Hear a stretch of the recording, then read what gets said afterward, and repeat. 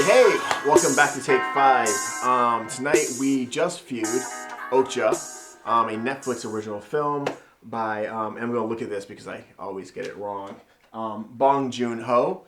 A pretty interesting, dynamic film, as you're going to find out from the conversation, hopefully. Tonight we're a little short. Our friend Alec is out of town. I don't know what he's doing, LARPing, fighting aliens, doing something fucking weird. Who knows? Definitely LARPing. Yeah, I think he's LARPing. Yeah. He's probably LARPing. But we still have Ayla, and we have Jeff, and of course myself. So let's just jump right in. Let's do it. So our first question tonight is going to be. Okay.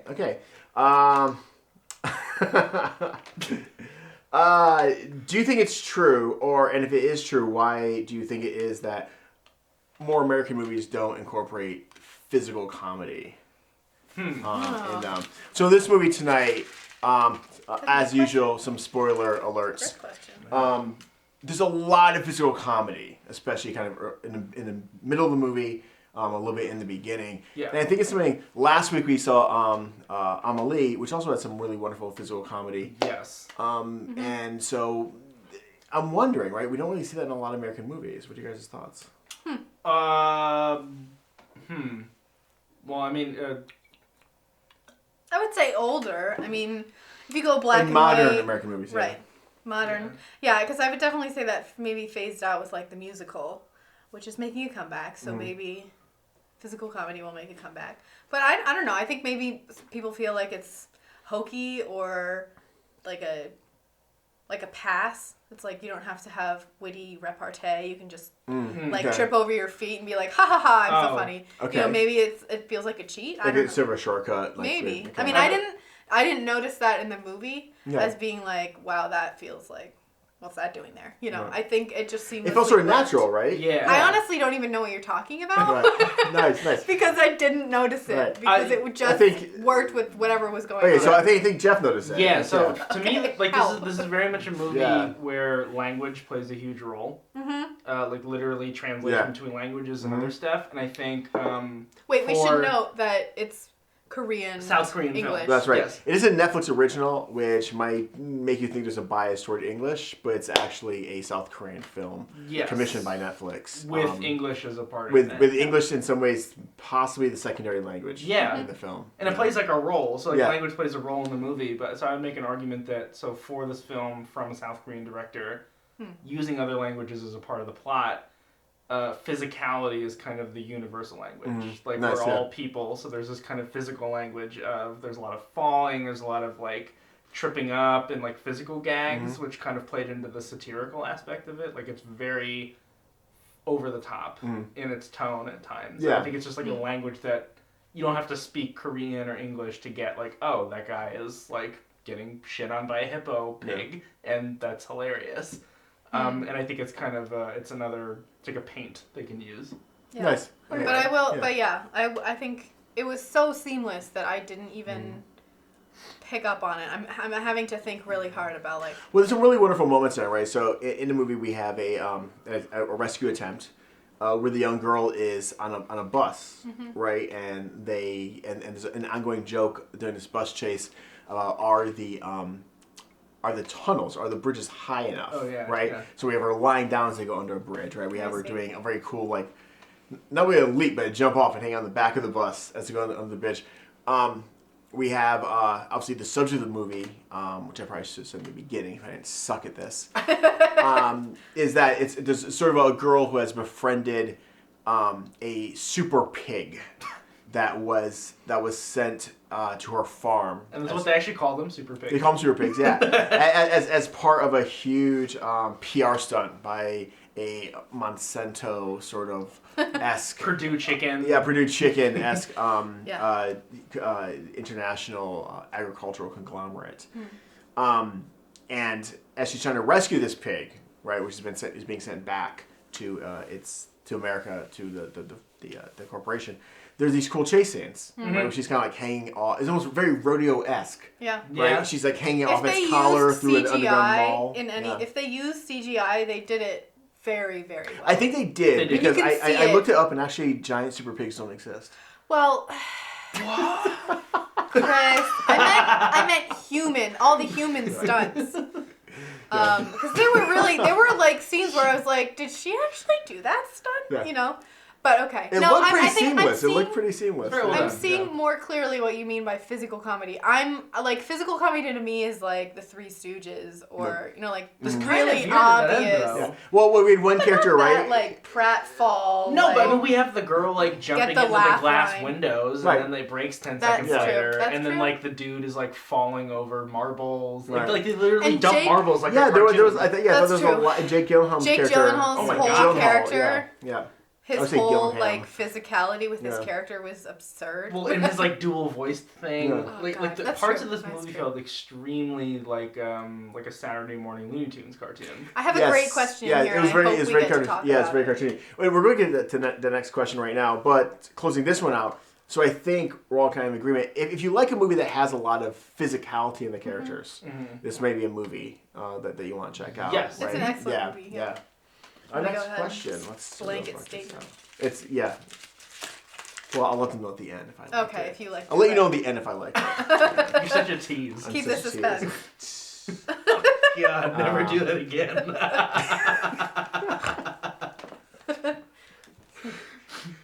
Jeff never had sex again after Oh that. shit. He was so scarred. Okay. Did the satirical tone of this film take anything away from its dramatic weight? Is this your question? Yeah, this is Yeah. a big thing. Okay, So so I'm it's a getting a question. sense. I know you love this. I like this movie. I think I'm a little less hot on it than you are. Like there's Really yes, interesting. I like it, but there's a certain thing where it felt. I don't know, like the tone of stuff felt very. So the ending was really like the ending's good. Yeah. Like I love that moment where you see Okja and they save her, and then they get the other pig, and there's this kind of like really affecting Schindler's List-esque moment. Oh God. But like so much, I felt like for the first 3/4 of the film, it wasn't really about. It actually felt oddly not about Okja for the first like. Not the first scene, Yeah. but the stuff preceding. It felt very like had to do with like. Tilda Swinton's Lucy character, Right. and then we get like a ton of Jake Gyllenhaal stuff and the ALF people, which is cool, but like it never. I never went over the roller coaster of like fuck yeah, Okja got saved. So essentially, to break it down a little bit, so in this film, right, you essentially have the super pig, yeah, right, the world's newest version of wonderful, super tasty Jimmy Dean treats, and around this you have the mega corporation Morando. You have the ALF, the Animal Liberation Front, who's trying PETA. to rescue. Well, the ALF is It's a actually real thing, it's a real right? thing. Yeah. Oh really? Yeah, Oh. yeah. They're actually Showing my ignorance. the ALF is actually much more the sort of and I apologize to all vegetarians out there as I say this. They're actually much more sort of the ISIS of. Okay. Yeah. They don't fuck around. I mean, they Yeah. really. And I guess I should say as a disclaimer, being a vegetarian. Well, you're a vegan, not just a God, vegetarian. AFL. No, he's reclassed himself. Yeah, Oh, sorry. Well, it's not about me. It's not about me. It's not me. But they really are much more, or they were them Earth First, right? These sort of groups are really about they're done talking, right? And that's really the ALF, which was toned down in this movie, much more. Nice and stuff. So you have them, and then you have this little girl, right? Who's raising the pig. Right, who's raising the pig? Mija. Yeah, is one of the main characters, and they're all kind of surrounding this pig. Yeah. Oh, so I'm gonna circle back because I think what you're trying to say is that the movie felt like, because to me I would agree, in parts the movie felt like two movies in one movie, where like you had these really satirical moments where some of the ALF people had like these hilarious one-liners and like non sequiturs and just like And they were very really loving and strange. funny. Yeah, right? just Yeah. like The guy who wouldn't eat food because Right, he's yeah. like food is an exploitation. all Like, food like- is an expectation. Yeah, he's right, like they're dying. just a and bit emaciated. absurd, but they're really serious about their task. And then you have Okja and Mija, and their story, which is kind of the really serious side, and the mass production of these super pigs and their pens and the slaughterhouse, and then you have like the corporate head, who's just this ridiculous human being, played by Tilda Swinton, who just kind of is also on that ridiculous spectrum. So you've got ridiculous, you've got serious, and they sort of like meld together in what you want to be like a yin-yang situation where they both work and make a complete movie. And I think they do well, but maybe you didn't. Let me ask you a follow-up question, though, because they eat meat. But follow-up question, I wonder, and is, I think this director had, and I could be wrong, but it looked like he was trying to make a little bit of a point. Yeah, I felt that point. Right? Yeah. I think at least at the ending, he was making a little bit of a point about our consumption, how we consume things, and our relationship with our food. Yes. Right. It sort of reminded me. I was slight detour. I was this coming week, I guess, is a really big dog eating festival in China. Huh. That people are really protesting against, and I love dogs. Absolutely adore dogs. Not to eat them. But right, yeah, but my point is though is that dogs are really just food sources that Westerners have decided are better at catching balls and being on a grill. Right? I mean, they have 4 legs, they have fur, they have meat. You can milk them. I don't know if that's true. That's that movie. I'm sure you could. I mean, there are female dogs. Right? And we decided they're not. We decided that cows suck at catching balls and frisbees and guarding the house, so they're on the grill. Yeah. And so I think he was really kind of making this point about our relationship with food. But my follow-up thing from that detour is, could this movie have been as effective if he'd just been punching you in the face the entire movie, like, exploited pigs bad, without having the fun and the other stuff, and then being like, hey, listen, have you actually thought about this? No, I agree. I think, like, hitting it too on the nose for the whole thing would have been, we're just really fucking depressing. Yeah, it would have been too much. Like, you probably would tune down, right? Like, your own defense mechanisms would be like, no, I can't handle this. It's like I'll make me eating friends who can't watch the videos. It just feel like one big message. Yeah. It's like, I think the way that they told this story made it feel, what's the word I'm looking for? Viewable, or you could connect to it because it wasn't just like it was palatable. Meat eaters are shitty and like exactly. mass production of meat is shitty and like you're shitty and so like it's kind we're of like, shitty, you know. So it's like the having the satirical and the other presence of the comedy stuff is a way of like what also heightens like the absurdity of like humanity of like oh well we're here concerned about messaging and PR and other stuff. There's actual like death camps of super pigs. Yeah. I think it just tells two sides of the story. You've got the child's point of view, which is like you're taking my pet and you're slaughtering him. Her. Sorry, her. Yeah. Which is actually another really good point, right? Because in this country, I think we really don't think. I'm sorry. Actually, I don't want to contradict myself. We were really about the pet story, right? Like if an animal can. I imagine that animals have like stories where they're like, you know, you have like turkeys or something in the woods, or like, yo, do you hear about Johnny? Like, what, dude? He got fucking a little girl adopted him. Johnny's a pet. Johnny's a pet. Oh, Johnny's never gonna die, right? Yeah. I mean, once somebody achieves pet status, it's like, you know, it's like you find your X-Men power, right? Yeah, it's like a made man on the mafia. You're made. Like, that's beautiful. That's absolutely beautiful. Yeah, you're made. No one can touch you now, right? You're good. a fucking pet. Yeah. Right? Yeah. For children fans out there, if you remember watching, oh God, I just mentioned it right before we started filming. What, Bambi? No. Last week you were talking some Fox shit. and the Bambi Hound is a week. great example. Yeah. The fox becomes a pet, and anyway, that's a whole story. Yeah. Charlotte's Web. Yeah. That's about a pig that becomes a pet, and the girl like refuses to let her father kill it. Babe. Yeah. Babe. I mean, there are so Did James many Cromwell stories. popped up in this? Awesome. And he just goes, that'll do. That would have made it for you. That would have made it for you. Yeah, nice. No, I think the thing. Own it. Just own it. No, I guess the reason I bring up the whole like it felt I don't know. It's just like something about it. Like I like the movie and I really enjoy it and I would recommend it to people. But there's something about like it just felt like I was missing something else to like really put it over the top. So for you, it wasn't a 10 out of 10. No. Probably wasn't even an 8 out of 10. Like a 7. But 7 out of 10 is pretty badass. Yeah, like the stuff that I like about way this, I above really average. like, but it was hard for me to like focus on the Okja story when like Jake Gyllenhaal's chewing scenery. Yeah. I'm like, what? I'm really hoping someone has a question about that because I want to talk about that. Someone may. I have some mixed I feelings. didn't, so I hope you did. I have some mixed feelings about that. So I want to turn to our next question. So I'm really hoping we can find our way there. And I'm really hoping this is not the question. You want to delay the... This is so rigged, right? Yeah. Oh, this is a great question. Does this soundtrack work with this movie? Okay. This is you. It actually ties in with what you're talking about, where you felt like the satire and the serious. Can you talk about the soundtrack first for a second? So the soundtrack to me felt like I was in a Wes Anderson movie, and it had lots of like really bizarre music choices for some serious scenes. Right. What was the one that... It was straight up Benny Hill at sometimes. Right. Like... So I would... So where they play John Denver? No, that first soundtrack, that first song that came on, we were both just like, what the hell So is I'm just gonna... Can you find it? Yeah, You fill up my senses. I just want to cheat for a second. So this Annie song by John Denver.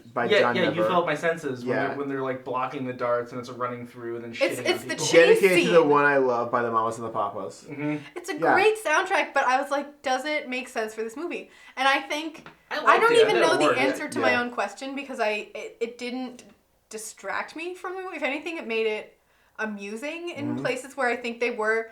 It was like this. There was the first big chase scene, but they're playing this John Denver "You Fill Up My Senses" song, and it sort of heightens the ridiculousness. Crazy through the mall. Yeah. Giant pig. And the giant pigs are really, they're like dewbacks, right? Huge. Star Wars again, right? They're huge, man. They're like fucking elephants, these giant pigs. Yeah. And it's careening through this underground South Korean mall. But it takes it from scary. It takes it from a moment they could have made it scary and tense, and they made it sort of lighthearted and humorous. Right. And so I think the soundtrack worked really well in marrying those two, the satire with the serious. But it was a bizarre. I actually love that, and I think there's and I'm gonna trash talk a director for a second. That's a surprise. I know, right? I never do this off camera. I never trash talk directors. So I think there's a couple of different ways to use soundtracks. I think there's the way to use soundtracks where you're just sort of hammering home the thing, and I think it's the thing that like Tarantino was really good at in the beginning, and now it's just become a masturbatorial exercise in science for him. He's just like, here's the perfect soundtrack, right? He writes to them. Yeah, yeah, exactly. There are some people who kind of like I think Guardians of the Galaxy. When I watched that, I was like, oh, you like Tarantino movies, and you were trying to ape the Tarantino soundtrack. David Lynch is the best, I think. David Lynch is incredible, right, with soundtracks. And I think this type of soundtrack actually kind of falls in that category a little bit, where it's the soundtrack, like you're saying, which is a stunningly intentional manipulation that is not about just stroking off that one moment, that one sensation, right? It's about being like, I'm showing you this thing, and I'm going to kind of mess with you and maybe be a little contradictory with this thing over here, thus expanding your experience with this scene, which I love when directors and producers are really good at that. And it like I had that moment when we're watching, and all of a sudden it slows down, and then the sound cuts out, and then John Denver comes on. I'm like, what? And I'm like. Okay. You sip your beer like I'm gonna go. I'm in because like for some reason it just hit this thing of like it was absurd and over the top, but also kind of beautiful and like, do you know the set piece of they're blocking the darts with these umbrellas and. It's incredible. It's choreographed. It's kind of fun. There's a moment in mine and everyone's. I shouldn't act like it's mine. It's mine. Favorite cartoon right now, which obviously is Rick and Morty. I disagree, but that's the side Get out. story. We're done filming. Get out.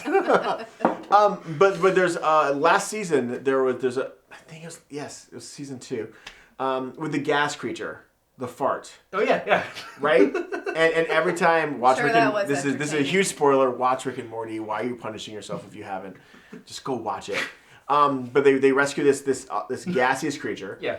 And whenever and stuff's crazy, there's firefights going on and stuff, and then all of a sudden it starts singing in this like almost Elton John-esque 1960s thing, right? You know what I mean? And you know, Morty's like transported, and he's like, you know, diamonds in the sky. It's fucking ridiculous, but it works because it expands the scene, right? And it's different, and it's really, it just doesn't hammer home the like coolness of the scene. It actually has a little different flavor. Well, it gets at a truth. A contradictory flavor. Well, it gets at the truth. Like David Lynch's whole thing about images and music is you take an image and you take a piece of music, you marry them, and it makes something greater. Exactly. And that's what that moment The two should always make something a third thing. Yes. Right. Yeah. I would say. I mean, I think that that big chase scene is probably where this soundtrack jumps out most at me. The rest of the movie, I don't notice it much, and I don't know whether it's because I was desensitized with that. I don't think it's carried as much throughout the rest of the movie. But that was like one of the scenes where. Yeah, there's only a couple scenes with these really like wow soundtrack moments. Yeah, that felt like a really like stamped moment. Where he's like, "We're going for this. Right. We're getting the umbrellas out." Like he had that idea for a long time. Oh yeah. He was sitting on it. Yeah, well, they did it well. I mean, it was very cool. Also, I feel like if you take that underground chase scene with the super pig and everyone chasing him, it's kind of like the same setup as Batman going through in his bike in the subway in The Dark Knight. Yeah, it's like they're in these trucks and then he gets out and they're underground. It's like almost the same. It's like a really good car chase scene. It's just supplanted with a super pig. Yeah. Yeah, people on foot. Yeah, nicely said. Yeah, in a lot of ways. Thinking about this, I would actually suggest to people a movie called The Host, I believe is the name. He did that movie. Right. I think Bong Joon Ho did that. Yeah, which was about not a super pig, but a super water creature. Yeah. But has some of these same elements of these really wonderfully choreographed movements through masses of people by large things. Really, really good movie. He seems like a director who's very like into keep leveling up on an idea of like taking this and keep working it in a different way. Right. Yeah. Oh, I think absolutely. Yeah. All right. Let's move on to our next question in our discussion. My little soundtrack.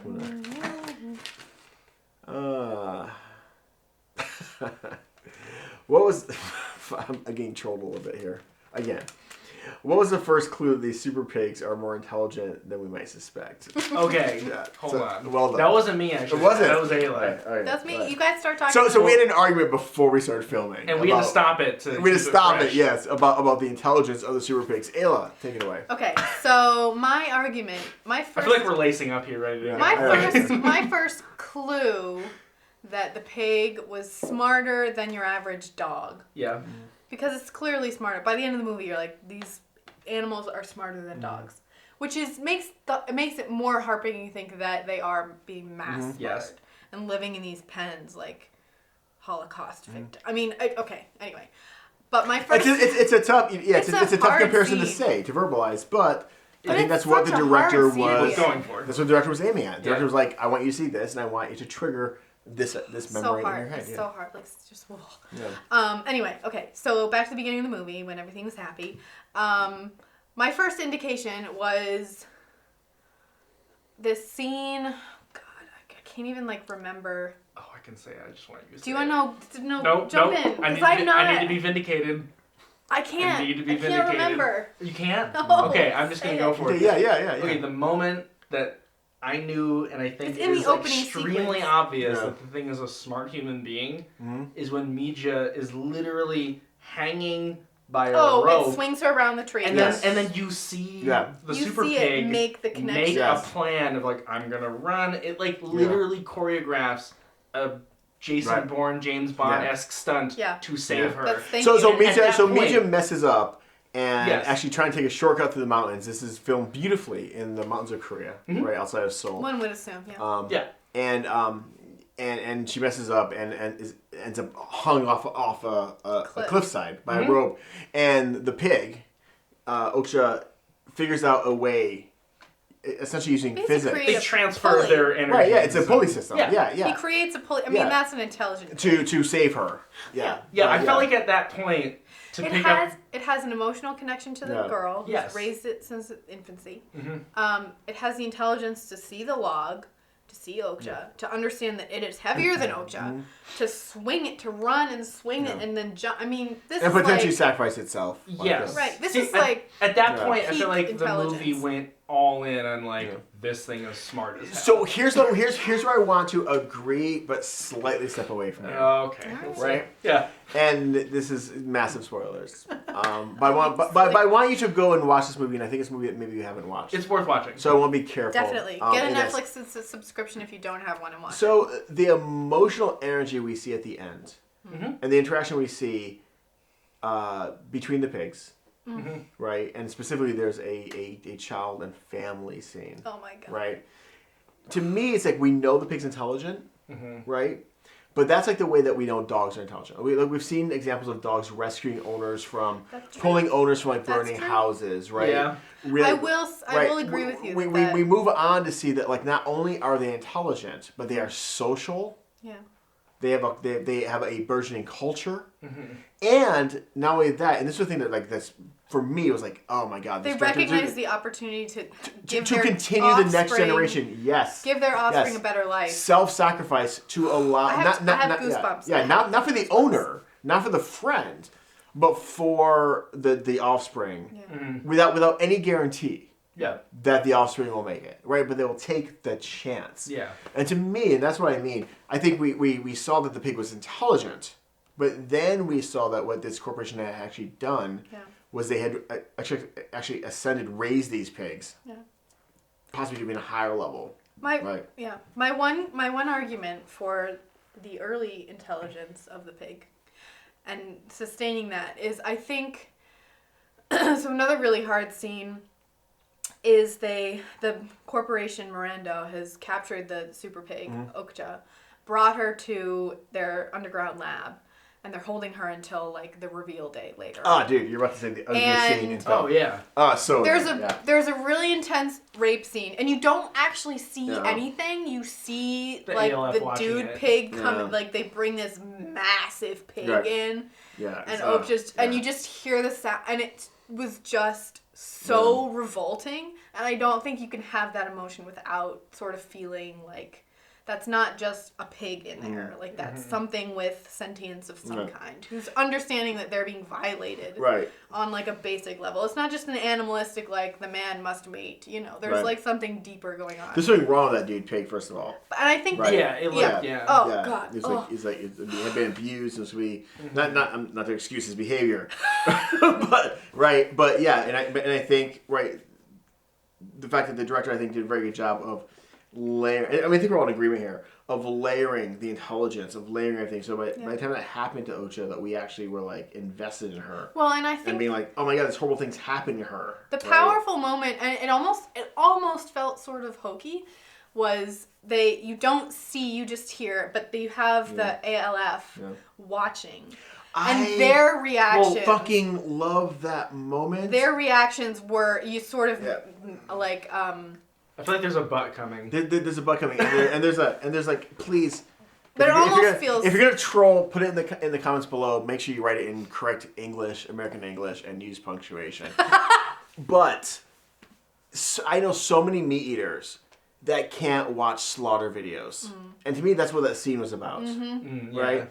I know so many people that are like, oh my god, let's go get a fucking steak and do this. And they're like, oh hey, listen, before we get the steak, let's watch how it was made. Yeah. Right? Like, I love veal with my little bit of pasta. That might have been a little bit racist. Right? And, you know, I did a bad accent there. That was horrible. Right? And then you're like, oh, veal's great. Let's watch how it gets made. Like, I can't watch that. It's, you know. Yeah. And to me, that's what that scene was about. Right? Is that they all were like, I can't watch this thing. When in fact... most density farming, right, and that's what that's about, density farming, is forced reproduction, right?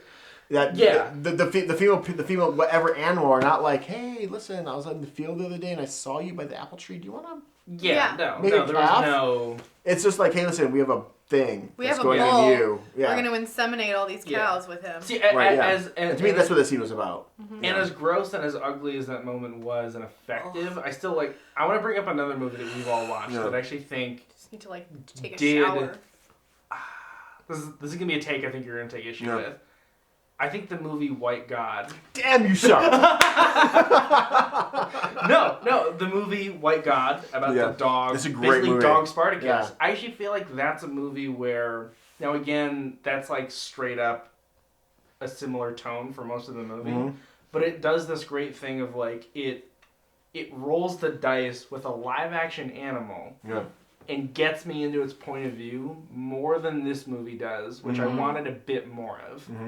See, like, Okja is very, like, Okja is Okja as much as Okja is through Mija's eyes. Well, but I think that's the point. It's the point, yes, but it's more of, like... I don't know that it was Okja's... I mean, it was Okja's stories in as much as... I think it's more of Mija's story than Okja's thing, like, in the sense of... There's a human-centric... sort of approach to this. Yes. But I agree with you. White God,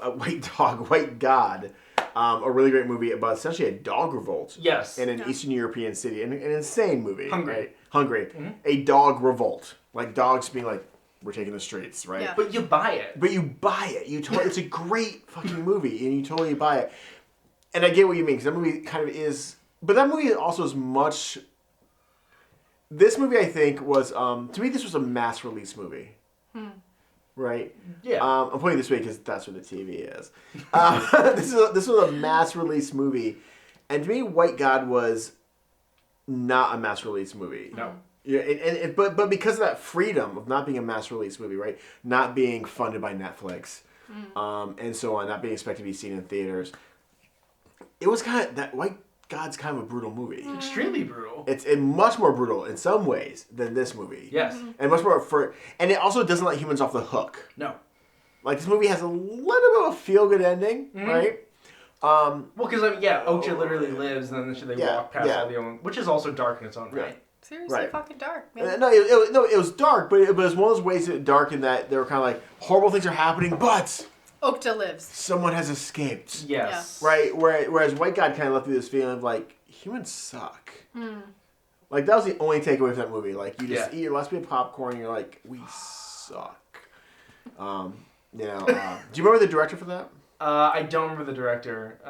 Google it, White God. I would bring it up as a contrast. We'll put it in the comments below. Yes, I think it's an interesting movie to pair with this. Yeah, interesting. Yeah, very.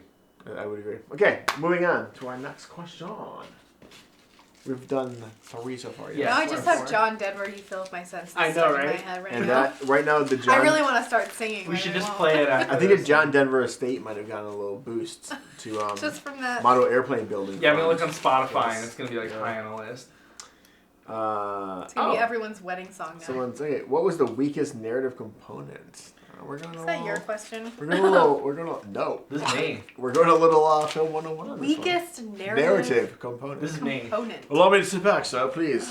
What are the components list? I don't know what you're talking about. Oh yeah, I have a specific thing I was going for. Right. I'm sorry, I want to interrupt you. I just imagine Ayla in film theory class. Like, what the fuck are you talking about? What are you talking about? I have never taken a film theory class in my life. Mise en scène, you keep saying this thing. What the fuck does that mean? Well, that's French, She speaks and I know French, what she that gets means. All right. No, I think the thing I'm going for with this is, to me, the most... I think one of the weaker parts was, and this is hard to say because I love this actor, I think the sister rivalry thing. Oh, yeah. Okay. So, do you remember I made a comment in the movie about, like... I love the fact you brought this up.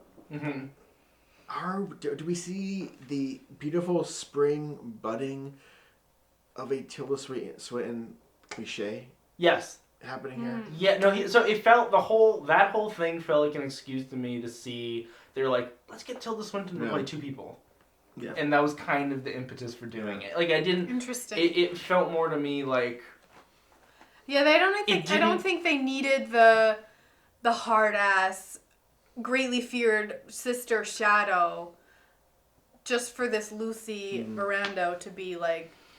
I mean, so Lucy Miranda presents herself sort of like the flaky, dumb girl who somehow found herself CEO of the company. So really quickly, could you really quickly summarize the family dynamic that's presented? Okay, so... This is important, right? Yeah. So basically, Lucy Miranda's father was an incredible businessman, feared beyond belief. He died, and I think her twin sister Nancy became the head of the company for a while, also sort of feared, and Lucy always kind of felt left out, and like she was the lesser sister, like no one took her seriously, and so I'm not sure, I can't remember the dynamics that found Nancy not head of the company, but anyway, Lucy comes in, she's head of company, and she decides she's going to have this whole Super Pig promotional thing and, you know, do this whole thing. Yeah. So that's sort of where we are. But Lucy's definitely like the underdog in her family. She sees herself like that, even though she is remarkably narcissistic, sort of in a lot of ways. Yeah. But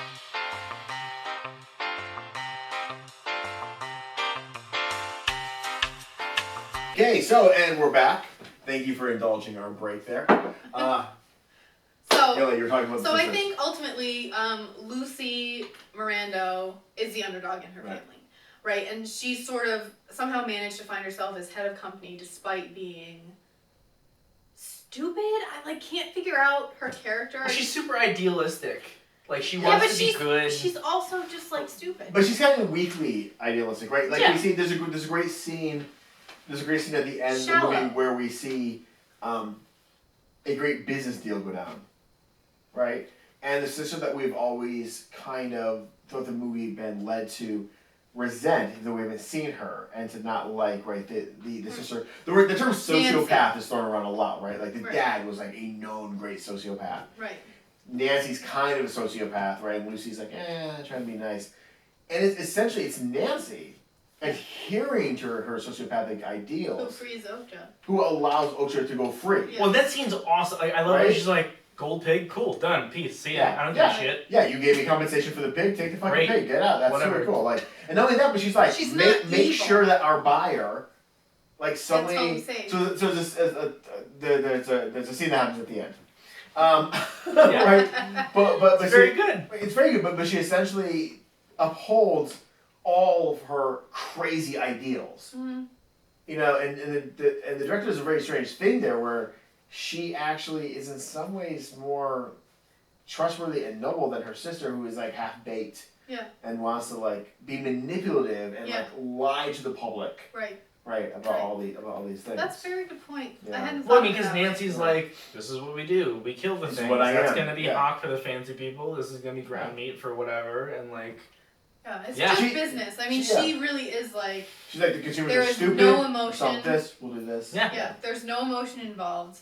It's just like, this is what we're going to do. I don't care. Yeah. And the second that Mija comes up and says, well, I will give you a gold pig for my super pig.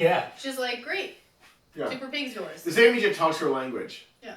Right? In another language theme. Another language thing. I think the language thing it's such an interesting, well, and one of the most common things in the movie. She initially tries to appeal, like which does nothing. Please, like like she's my. It works on the underling, sort of. Right.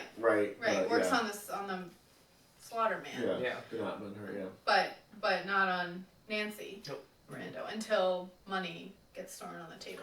So is that sort of the agreement that that maybe the Tilda Swinton, her name is Tilda Swinton. Who's Bob in Fight Club? What was it? Man Tits? His name was Robert Paulson. His name was Robert Paulson. Her name was Tilda Swinton. Her name was Tilda Swinton. Yes. So was she the weakest narrative part? I think that was. I don't know. Like it just felt not as. I think it maybe wasn't quite as important until the final scene. Mm-hmm. Because could you have that interaction with Lucy Miranda? Did it have to be Nancy? Did it have to be the... Well, I mean, I guess that justifies the whole narrative setup of like, the competition, and we make things look nice, and all this other stuff. I don't know, it just felt very like... I think also the fact that we've seen a character very similar to this in Snowpiercer. Oh yeah, she plays a very similar person. So we're kind of like, a very toothy boss woman. Yeah, and I think for some actors, and she's a fucking brilliant actor. Very good. But for some actors, we see a couple of the things, and it's like, you know, like I get kicked out of bars for mocking, you know, Jack Nicholson, and you know, I'm like, this is the same shit over and over again. Fucking great at it. It's a great same thing. I think her thing is great, but it's becoming a little bit of cliche. There's an elephant in the room, or a super pig, in the room, and I think another actor in this, and I hope we get this, might have been a little bit weaker. If we don't get into this, No, we're could be going in the through bonus tape. all of those questions. If we don't get to it, I'll go back to it, because I do think another actor presented something very interesting that ended up being incredibly flaccid. I don't think it's entirely And, his fault. But let's wait. Yeah. Here, let's. But I think that may be the weaker thing. But let's see if we can find it. Let's see if we can find it. If not, Well, we could bring it up in this question because it is related. if not, we have If bonus not, we tapes. can We come have the back. bonus We can tapes come though. back. Keep Yeah, moving. we can come back. Which animals do you see in the super pig DNA ancestry? Oh, I got it. I was totally taking stock of it. Oh, Hippo. so you do, okay. No, this was it my wasn't. question. Oh, okay. No. Because I was. Hippo, Yeah. elephant, pig, bunny, bunny ears. Definitely Yeah. bunny ears. Maybe a little elephant-y. Well, A little elephant- Yeah. No, but like, I Elephant it felt fest. very. I don't know, bunny. Like, I don't know, whatever. Well, elephants And have I guess a bit of ears, dog. too. Like, Yeah, he's I would say I would agree with all of those. I don't know that it's missing any actually, frankly. I think you've only seen one. What? Mole Man. rat? Man. We never know what happens in the laboratory. That's right? true. There's a whole scene. This is horrible, disgusting laboratory. You just see cage. those pigs are after super cage intelligent. after Jake Gyllenhaal's cage. character might have fucked a pig when he's had He too much might have fucked soju. it. Yeah, I think so. And he went hard on the soju. Like he hit it once, and then all of a sudden he's like a soju addict. Right? It was I know. crazy. Yeah. Oh, He's just God. like, you yes, just I watch love his. this. You just Yeah. watch his steady decline. Like really, the movie is about Jake Gyllenhaal, the like the pet whisperer who just like slowly becomes an alcoholic throughout the whole movie. Some kid in film school is doing a comparison between the fall of Anakin and the fall of Doctor Jonathan? Dr. John something. something or this, other? yeah, just crazy guy. Yeah. Okay, so that was a fun Hippo, question. elephant. Yeah. I just. So what do you want to recap them really quickly? No, I'd say hippo, elephant, pig, Bunny. obviously. Yeah. I don't see the bunny. Elephants have those ears, honey. I think you're They were entirely. thin. They were really thin though. Elephants ears have those. thin. Elephants have those. Babe. God, Well- educate yourself. Fuck me And then. elephants are elephants are really intelligent. Yeah. And who knows how intelligent pigs and hippos are? Obviously, we haven't given them a test. Pigs are actually the weird thing about pigs is that if I remember this correctly, and this is what grosses me out about people eat pork and so on. Pigs are genetically like stunningly similar to humans. Oh yeah. Well, there's a reason why Like- people operate on them. Right, yeah, Teach they're about like it. they're like just boom right there. Yeah. That's creepy.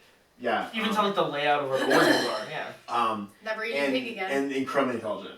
Incredibly intelligent creatures. Yeah. Well, that makes sense then. If you Yeah. combine those three, you get the helicopter poop And hippo, point in fact, not and the, filthy and the creatures. face. It's hippo face. As the Tarantino. Pulp They Fiction simply like mud and so on. Well, the sunscreen. Because- No, honestly, because apparently I Skin's think they can't delicate. sweat or something. Like they literally Oh, have it's to how they transfer cool down. heat Yeah. to the ground, and then humans throw them in muddy pits to like breed them. Gotcha. So there's someone below who's gonna be like, "I was a pig farmer and you're a lion," you know. But that's cool. That's So Chance- that was our chance to fifth. That take- was our fifth. That was our fifth. Do we want to? Why are you doing this? I'm Why just why are you saying. cutting around stuff? I'm just saying. that You was can the fifth. always cut around. The show is called Take 5. That was the fifth. I think that was the fifth. Last thoughts. What were the last thoughts? Did you like this movie? Not like this movie? We have bonus questions. People. We do. You can We'll watch go- the bonus tapes. Well, go watch. Commit to the Yes. conversation. Yes. Yes. I just feel like some creative cutting could have, we could have just pieced together like the most interesting. I'm sorry. Ella, do you want to talk about Premiere? You can sit down an editing session with us. Listen, guys. What I do you know about Utopia? Can you just cut around our awkward segues? Easier said than make done. it seem smooth. It is true. Easier No, said I than know done. it's harder than Didn't it you looks. say that in a operating room once? Can you just creatively cut? Oh, that sucks. You can't. Oh, yeah. Well, let's do our final takes and then Okay. we'll go to Yeah, the we're bonus. finally. Then we'll keep doing Yeah. it, and it'll be bonus. And if you want to continue the conversation, you'll stick with us in that. Okay. So, what were final thoughts? Final takes? Final thoughts. I really enjoyed the movie. I thought it was really well done. I do think that the satire and the serious meshed fairly well together. Sometimes I was like, okay. But overall, I loved the story. And I'm completely happy with the fact that it didn't make me weep. Like, I felt all the emotions I needed to feel. And, yeah. how I feel. Yeah, good movie. I think for my taste, I think it was a little too heavy satire. I wanted a little bit more. I wanted like a little bit more of a 50-50. This is literally a movie where one of the major characters is like, "Hey, I lied because this mission is so cool and I want to use my fun toys." And you're like, "What?" Yeah. And that was hilarious. That's true. But at the same time, I feel like some of that took away. But that being said, it is a good movie with some solid moments and very interesting questions that it's bringing up. Yeah, and I would agree with that. I think what this we kind of dig into is I think this is essentially a Korean movie made for Netflix, and so I think it carries with it a lot of sort of the cultural mix, which is prevalent in a lot of those movies. Where I think to some degree they're much more comfortable than our Western filmmakers in mixing satire and serious material. Yeah. Being funny and being dramatic, being showy. We talked about Bollywood before at some points, which has some of that willingness to be showy. Speech by Tilda Swinton was just screamed like Asian cinema. Right, yeah. Oh, it's extremely it's very big. It's kind of over the top. But then you find these wonderful anchors, right, which keep it rooted. I also really like this. Yeah, and I think you'll enjoy it if you're a vegetarian looking to like rah right with your friends. I think you'll like it. If you're just someone that really loves, there are parts of the movie that remind me of Jurassic Park. You know, especially some of the early stuff where it was kind of showcasing the CGI. Where I think you're someone who just loves wonderful, fantastic movies that have fantastic creatures in them that don't suck. Fantastic Beasts. You know what we're looking at. Maybe? No, that was a terrible movie. These are good, fantastic creatures. Yeah, fantastic creatures that do not suck. It was low-hanging fruit. Well, I would argue that Fantastic Beasts, the Fantastic Creatures don't suck. It's just everything else that sucks. Anyway. Yeah. Luckily, there's no one in this film named Scamander. So it was a good film. But yeah, I liked it. And I agree with you. I got a little bit of the allergy sort of syndrome at the end. Some pollen came in. Some pollen came in the room, got in my eye. But I agree, it didn't beat you up. Yeah. It wasn't like, cry, you bastard, cry. Yeah, I wasn't looking for it to drag me through the coals. Were you? No, I just wanted Jeff, like that a seems little... like your MO. You just want the movies to like pummel you. Just stab you in the heart. Okay, we may be starting a new series Sorry. called Neil and Jeff Get Therapy. Hot button issues come up. This is not the forum. Thanks for joining us. You don't know. Jeff watches horrifying movies all the time. It's like what he loves about life. Bonus takes. Sorry, we'll let you do your close. Sorry. Oh God, what other questions are in that tub? It was just reenacting a scene from the movie where a truck literally just smashes through everything and no one can stop it. That was Center. Okja. Thank you. A Netflix original. It's on Netflix right now. Check it out. Wonderful movie. We're not sure what we're watching next week. We are hoping to start mentioning it to you guys before you watch it so that your questions can become part of the conversation. We're looking forward to hearing from you in the comments below. Did you check this movie out? Did you like it? Do you have any other movies that are sort of animal-centric or human-animal relationship-centric? Not Old Yeller. Fucking stop. That's not Old Yeller. That you want to suggest. So until next week, have a great one. Go watch a movie. Cheers.